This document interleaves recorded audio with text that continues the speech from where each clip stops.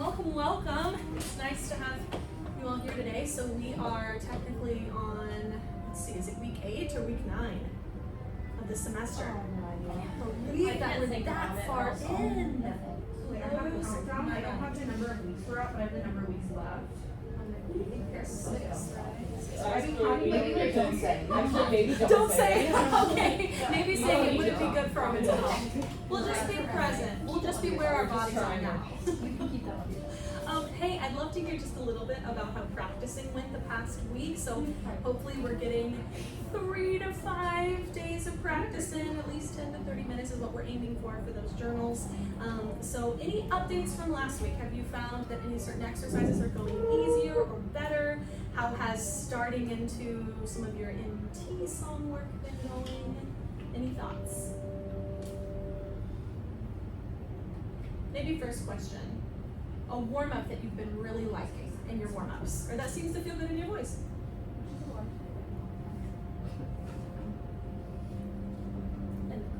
Have you been warming up? Have you been practicing? Is my next question. Hopefully, Come on, guys. A little bit.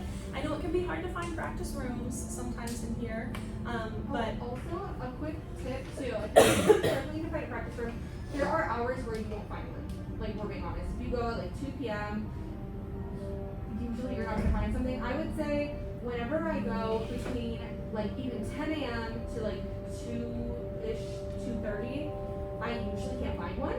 So you normally have to go fairly early, or if you go like 3 o'clock and later, you can find one. But the times that people really like to practice are usually before they get tired, so it's going to be harder to find a room at certain hours. Also, Fridays, for some reason, I notice not that many people practice on Fridays, and I can normally find a room most times of the day past 12. So if you had to practice once a week, make it be Friday, I guess. I don't know. Not that you should only practice once a week, but yeah, so smart. After 3 p.m., look for a practice room, or on Friday. I think we're still waiting on one of those classical makeup videos, so make sure to turn that in if you haven't turned in your classical makeup video, and utilize that time frame after 3 p.m. and on Fridays. That's normally when you'll find a free practice room. and the weekends to think about it. Yeah, true. Sunday, Weekends too. Sunday you might be the only one here practicing.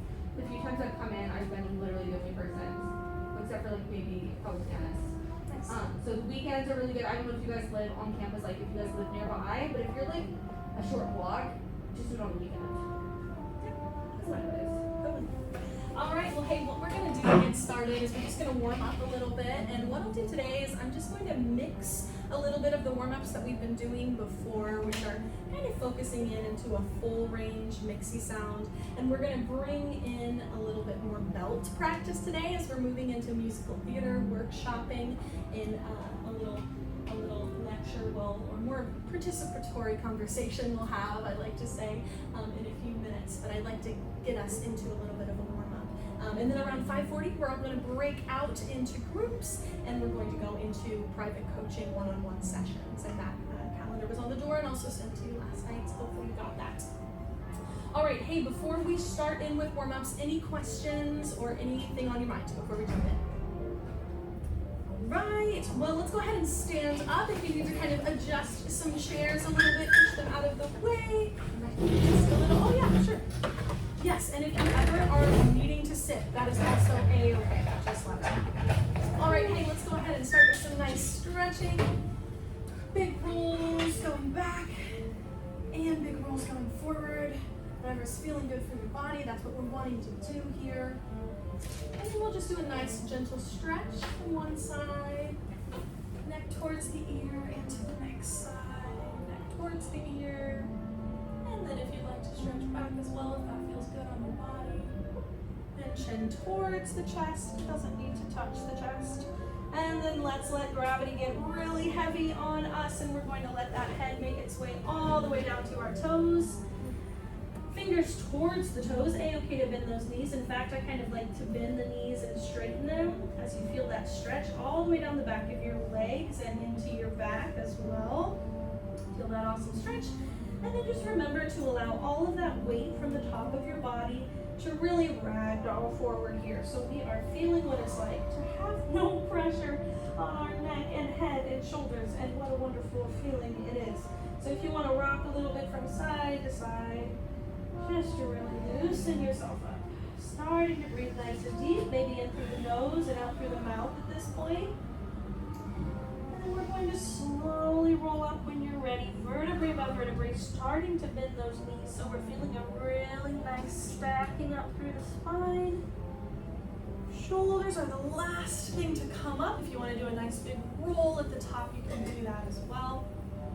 And now we're going to be conscious of how our head is situated on top of our spine. So I like to do a nice simple turn from side to side, just making sure that we're not forcing that head forward or forcing that head back. And it's one thing to warm up like this when we're not singing, right? When we start to sing, sometimes we start to get into those old habits. So what I find helpful, if you find when you're practicing in the mirror, which by the way is a great place to practice in the mirror, if you find that you're starting to force that head forward or back, or maybe there's some jaw tension or something, watch yourself in the mirror and just give yourself a nice light turn of the head while you're singing, just to help free up any tension that might be creeping in, okay? All right, so continuing to stand, let's go ahead and just give our jaw a little bit of a massage here. All the way from the top of the jaw down to the bottom of the chin. Any spots that feel extra tight or tense, feel free to focus in on those spots. Even using your knuckles can be really nice here.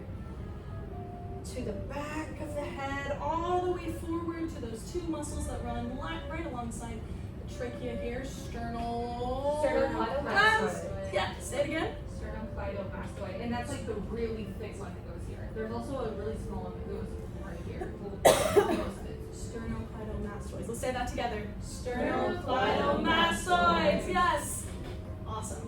So we're going to massage those and make sure they're nice and loose and relaxed here. All right. Any other spots that feel tight or tense? Focus in on those spots. Releasing any tension. All right, folks. Let's move into our breathing here. Standing up nice and tall. Thinking about that aligning of posture. Remember, we're imagining those feet right underneath the hips, hips right in line with our shoulders. So we're stacked right one on top of the other. So we're gonna breathe in for 4 beats in through the mouth. We're trying for a nice quiet inhale if possible. We're going to hold for 4 and then hiss as long as you can. So it'll sound like this. Hold and out. As long as you can. Find a focus point or a spot somewhere in the room. Imagine all that sound going to that one spot. Here we go. Breathing in through the mouth. Hold out on the hips. As long as you can, keep it consistent.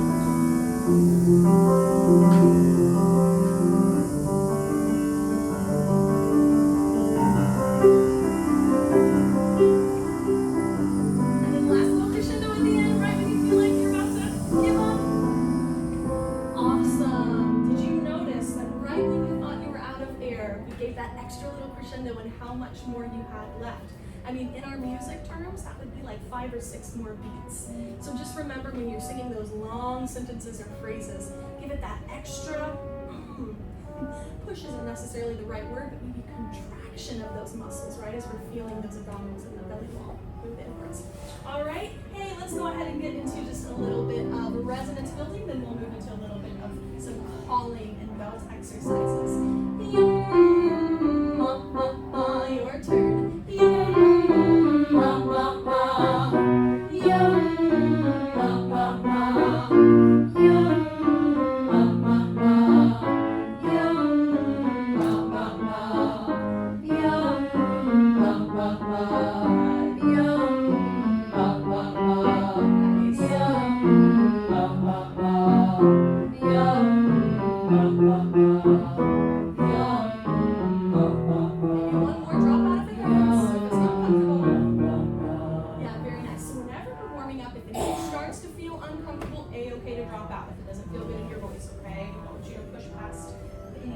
Alright, so starting in the mid register here, we're just going to do a simple, hey, taxi. So I want you to imagine that you're literally out on the street and you're trying to get a taxi's attention, okay? So it's really important here to think about making a small sound rather than making a big wide sound, because in no way do we want to distort or blow ourselves out by making a really loud big sound, right?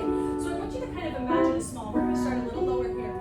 Hey, taxi, and that same spot where we just developed that kind of resonant sound. Can you all do that with me? Yum. Hey, taxi. That's where we're going to try to draw that sound from, okay? The more resonance we have, the more it's going to take any type of weight off the vocal folds for us, okay? Let's give it a try. Here we go. Hey, taxi. Yeah, you can think really small here, really small. Hey, taxi. Hey, taxi. Hey, taxi. Nice job. Okay, as we're getting a little higher in our bells, which you all are sounding gorgeous, by the way, we're going to start with just a little bit of an opener to help us get to those more difficult higher belt notes. So we're going to start with that ba, ba, ba. Then we'll go into hey, taxi. All right, so just really light little taps. Ba, ba, ba. And then into the hey, taxi. All right, does that make sense? All right, be thinking about your breath this whole time. We got to support this mechanism with this awesome powerhouse down here. All right, here we go. Ba, ba, ba. Hey, taxi. Ba, ba, ba. Hey, taxi.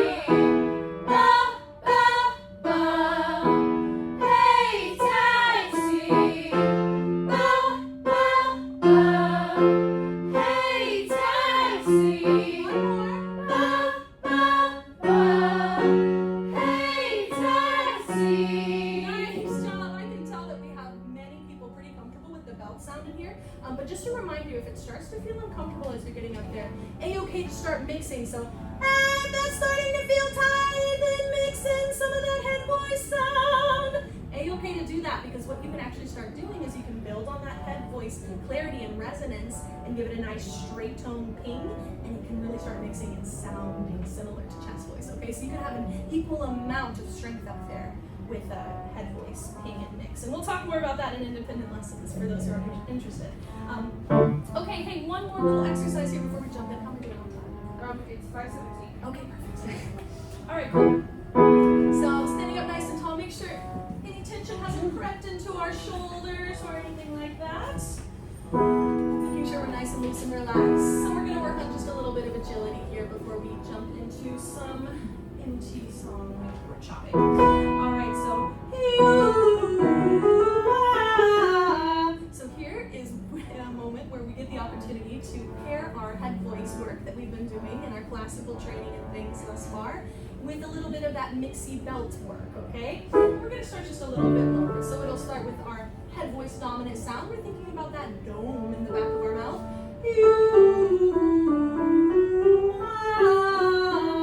So let's go to U to ah. Here's what that is again.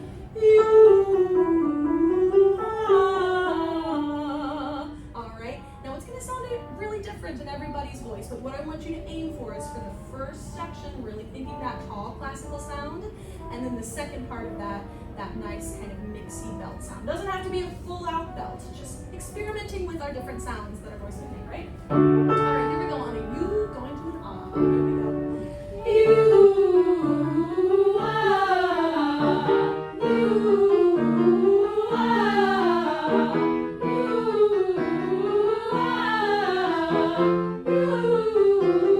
ah. Nice job. One more thing that I think is going to be fun to play with. See if you can start, now that we're getting higher especially, see if you can start with just a little bit more space so that when we get to the ah, we don't have quite a wide open jump or surprise movement of the jaw. So, see if we can start with just a little bit more space there. Here we go.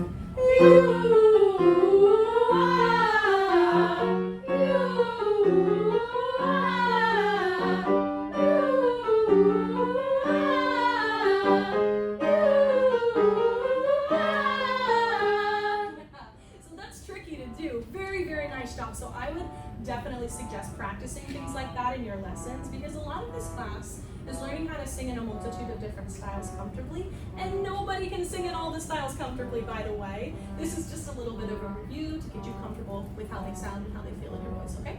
All right, hey, let's just do a nice to close our warm-up. Here we go. Yeah, now this time think a B sound behind the lip drum. So, let's try it. Let's think a B sound behind our lip drum. So, let's try it. Yeah, a few different things to play with. Nicely done as we're thinking about the juxtaposition between the classical dome, right, and that musical theater shifting space. All right, folks, very nice. You can have a seat. Thanks for warming up with me. All right, I think we might need to close the lines here. Trying to figure out which window. Window, right? I think it's this one. I think so too. It's quite aggressive. All right, yeah, just get started and I'll take care of this just so we have time. Okay, thanks, Molly. There's so many windows. Back window. Just be a fender. All right, folks. So we're going to talk a little bit about workshopping MT songs. We're also going to talk just a little bit about acting and artistry through songs, which will hit on more in a week or two. Yeah, the broken one. That's okay. You guys can just do it like Yeah, if it won't go down, then we'll work with it. No worries. oh. That's not what it is. All right. So, yes, thank you. So when we're talking about workshopping our MT songs, I'm thinking specifically about where you're all at right now with your new songs. Hopefully, you've already done a little bit of research and found out a little bit more about the song you're going to be singing, because it's important to know your lyrics, notes, and rhythms, but it's also really important to know what this song is that you're singing, where it came from, what the story is, okay? We talked a little bit about how to learn music, right? Our notes, pitches, lyrics, rhythms, all that great stuff. But now we're going to dive into a little bit of what it looks like to workshop your song. Some of this will be happening in your private lessons with us, but a lot of this will be put on your shoulders. So I will be sharing this PowerPoint with you, so you'll have it to take a look at home as you are working on your song. And honestly, what I would suggest is go ahead and look at your song and fill out the answers to all of these questions for your song. And that might mean that you need to Google the song. I would say have a very low Google threshold. Search all you want as you are figuring out information about your song, because that will help you perform it with more believability, right? And we are storytellers, so we want to be able to perform with honesty and from a genuine place. All right, folks, so here are a few things we want to think about when we are looking at our MT songs. So number one, what greater work or show is the song from? Okay, so if you don't already know what your song is from, what show, make sure you research it, check it out. Who wrote it? So who wrote the lyrics for the show that your song is from? Who wrote the music? Who's the composer? And sometimes there'll be multiple people who work on the show. And the cool thing about this is many times you can actually glean information from different composers who were involved in the creating of the show. And you can look at different works that that composer did and find new music. So Googling can be helpful. The next thing is to think about the story of the song. So we definitely want to know the story of the song. We want to know where the character's mind is when they're starting singing. Is there a climactic point in the song where a decision is made, maybe? And then where do they end up when they're finished with the song? What happens? What's the internal journey of the character during the song? Okay, that's important to know too. And then what does the character want and what will they do to get what they want? So the intention behind the song, this is huge, right? For artists, for anyone who's trying to communicate a story or a message, what is the intention? And then a couple more questions that are important. There's kind of 6 main questions here. Where did the character just come from before they started singing the song? And where will they be going after they finish the song? Why do you think that would impact the character singing the song in the present moment? Any thoughts?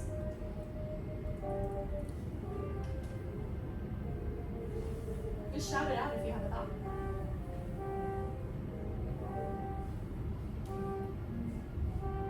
I think it would impact it because, like, if the beginning of the song, like, the character's emotion is supposed to be happy, and then it, like, detours to something else, I think the tone of what you're singing, it changes.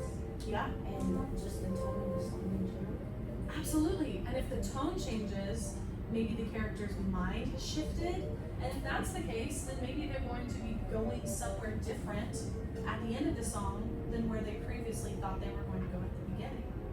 Right? And that could be somewhere in their mind, but also somewhere physically. Like maybe at the beginning of the song, you know, they were going to go to the grocery store. And then somewhere in the middle of the song, they realized something, or they had a feeling change or a character change. So now they're actually going to go to the pet store for some reason, whatever reason it's okay. Yeah, so it's huge, absolutely, Trinity. And then how does this change the way the song is sung? So this could be so many different things, so many different examples, just depending on how they're feeling. Like Trinity said, if they're feeling really happy and feeling happy-go-lucky at the beginning of the song, but then halfway through the song they're having this realization of something really horrible happening, then we want to see that change. We want to see the character make that transition in the song, right? So the song might be sung even technically, maybe a little bit more, maybe with more dynamic, more forte, say, if they're starting to feel upset or angry, right? So we can get into a bunch of technical things about how the song will change in the way that it sounds. All right, let's keep moving here. So we're going to go ahead and workshop a song through these 6-question lens that we just kind of discovered here together. So part of your world. So here's our question. What show is the song from? And what we're going to do here, let's go ahead and give it our best shot. Let's try to answer the questions together as a class, okay? And then we'll take a look at some more things after that that'll give us a little more clarification. Okay, so part of your world. What show is the song from? The Little Mermaid. The Little Mermaid, yes, yes. Who saw the live action version? I have not seen it yet, but I've heard it's good. Yeah, I will say that's Teacup. Okay. I need to see it. Wait, what did you say? What did you say? I said the Little Mermaid was a teacup. It was good. The singing was like, I think even with the CGI, it was like, I was more paying attention to the singing than the movie. It was like the best part of the movie, like Yeah, Hallie has such a natural kind of Disney sound, right, that we would kind of imagine. And so, yeah, I love that she was chosen for that role. I think it really fit her voice well, for sure. Yeah, cool. I will say my opinion. How did great, right? Yeah. But I was gonna say that I feel like they miscasted the witch a little bit. Like I feel like Ursula. Like I think. Like I feel like they. I think it was like Melissa. Yeah. Okay. But it was just like it wasn't stage acting to me, and I think that threw me off because I was expecting her to like overact Ursula. But it was very low key facial expressions. There's a camera right there. Yeah, and then the singing was just very like. You can find anyone on the street doing it. I don't know. That was just how I felt about it. Sure. Yeah, that's totally Yeah. understandable. I appreciate being able to hear some of that technique come in, especially if you've grown up with hearing it as like the stage show. Yeah, that's different for sure. Yeah, for sure. Okay, cool. Yes, Little Mermaid. So, who wrote the show? Alan Menken, that's right. He wrote the music. Does anyone know who wrote the lyrics? Ooh, we'll talk about that in a minute. Okay. What is the story of this song? Somebody give a crack at it. What is the story of Part of Your World? Look at this stuff. Isn't it neat? Wouldn't you think my collection's complete? She essentially wants to like be with the other human beings on the planet, and she feels like she's trapped where she is under the sea, and she wants to be part of the other world, which is it's the same thing, but that's how she feels like it's another world because she doesn't get to go there. And all she gets to do is collect, stuff that they throw into the ocean. Yeah, for sure. And I think it's important to notice in the title, it's not called part of that world. It's called part of your world. It's about Eric. Yes, exactly. She met Eric for sure, and she wants to be part of his world. Any other thoughts about the story of the song? Or certain words that come to mind? I like to talk about character words. Is there like an adjective or two that comes to your mind as Ariel is singing? Like that she is feeling, that she's trying to communicate. The line where she's like, I want to go where the people are. Yeah. And what adjective would summarize I want to be where the people are? I'm yearning. Yearning, yes. Another one?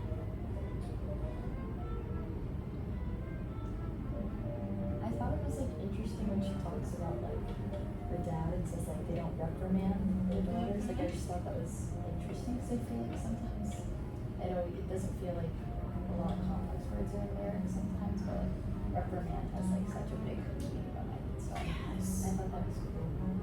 True. Yeah.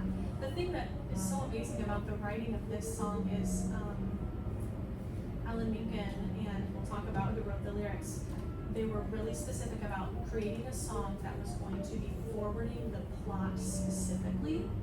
And so it really talks a lot about moments in this song that have already happened in the show. And it's harkening back. So what do you think when she's singing, where they don't reprimand their daughters? What do you think she's thinking of there?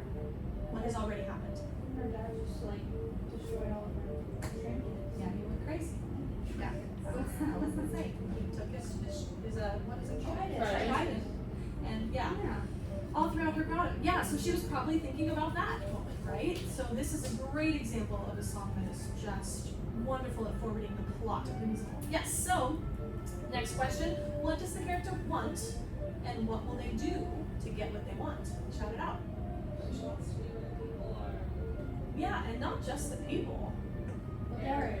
She's really thinking about Eric too. What will she do to get what she wants? Anything. Trade her voice. Trade her voice. That's not crazy about it. No, you go to a witch doctor somewhere in the ghettos. Like, She's pretty desperate. She's gonna get there. Yeah, she's gonna get there. No matter what the cost, right? She will become human. And here's kind of a tricky question for this because we have seen this story played out in a musical, in a movie, in multiple musicals, in multiple movies, different versions, right? But I think it's important when you're looking at this song, like say for example, if this was the song that you were assigned, part of your world from The Little Mermaid, because we're in the musical theater section of this class, I would say go back to the play, look at the musical, that's where you're gonna wanna draw this question from. Where did the character just come from before singing the song? And where are they going after the song? So I was actually a little bit confused when I was first thinking about this question because my mind is kind of all over the place as the story plots change a little bit throughout the movies and the different adaptations. So I actually looked up the script of the musical. So I do know the answer, but does anyone know the answer in the musical where she just came from and where she's going to? So where did she just come from before singing part of your world? Because that has to do with it, right? Like say for example, if I just got out of a yoga class and then I'm getting ready to sing a song, that's probably going to impact the way I sing it maybe, right? If I just came from a jog, it's going to impact the way I sing it. And then thinking about all the sociological and psychological things that come with that, it's going to impact that for hours, right? But any idea, any guesses in the musical, where did she come from and where is she going? She just come from the fight with her dad. Or just Did she come from the ship? No. And she just stayed there. Oh, you guys are so close. Where was she before the fight? It's something like in the middle. Yeah, where was she before the fight? What was she With doing? her dad? Yeah, before the fight with her dad, where was she? Wasn't she standing here? No, she was. Yeah. No, she was. She Okay. was. Oh man, From yes. the shipwreck. We are on the right track. We are on the right track here. And then our last question: how does this change the way the song is sung? Well, we'll talk about that in 1 minute as we clarify that answer, which you guys are so close. Okay, so yes, The Little Mermaid. Howard Ashman is the guy who wrote the lyrics. He is a really, really infamous or famous lyricist from this time. And then yes, Alan Menken, composer, also wrote a lot of awesome stuff. If you have never heard of Howard Ashman and Alan Menken, I would suggest throw their names in Google search and find out what all they've written together and separately. They've done a lot of cool stuff, and that's another way for you to find new music.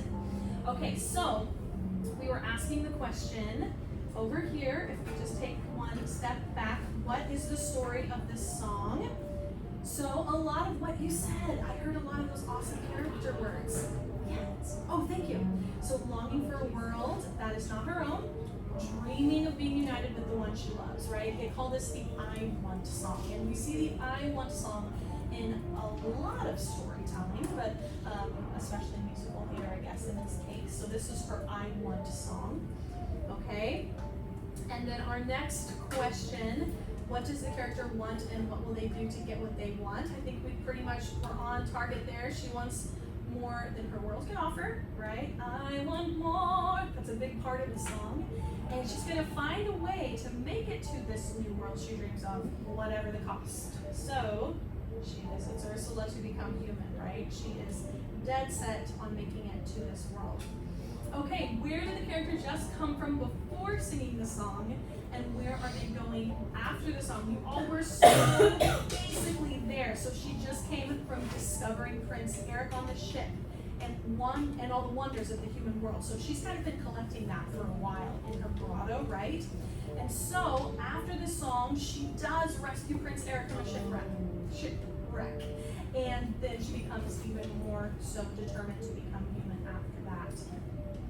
Okay, folks, so we have walked through these main 6 questions that you can use for your songs, and I would highly suggest you, whenever you get music of any style, any genre, these are really 6 questions that you can use to work through any of your songs. And it might even be helpful to write out the answers. That's helpful for you to do for your music.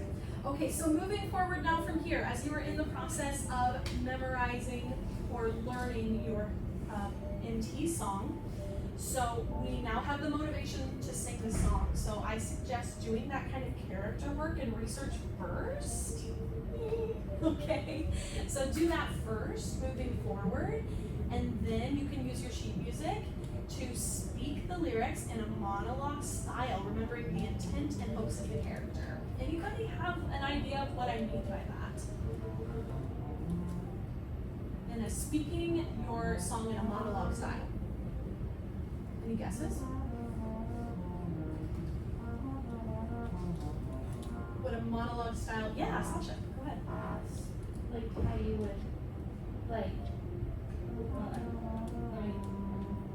if you were to like speak the words, but like you have to perform the words, like how you think they would be said if they weren't said. Totally, that's right. Yeah. See, for example, somebody just gave you the lyrics of Part of Your World, and they were like, "Here's your monologue.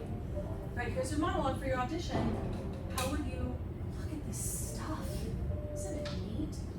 And just speaking through it like a monologue for literally the whole song will just help you get more into character. Now that you know your character's intent, it's going to help you understand the song and the character and message of it before you start singing. And then next, speak the text in rhythm. Get comfortable with that rhythm, and then add your pitches to the rhythms and lyrics.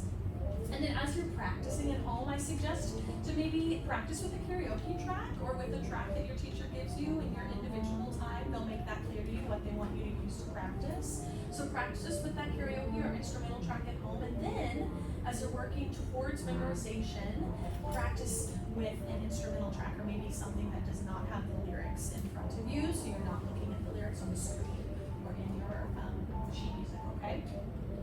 All right, folks, we are about finished up here with this section of class. Any remaining questions come to mind? I will share this with everybody. But any remaining questions before we move into some some private coaching time on your empty songs.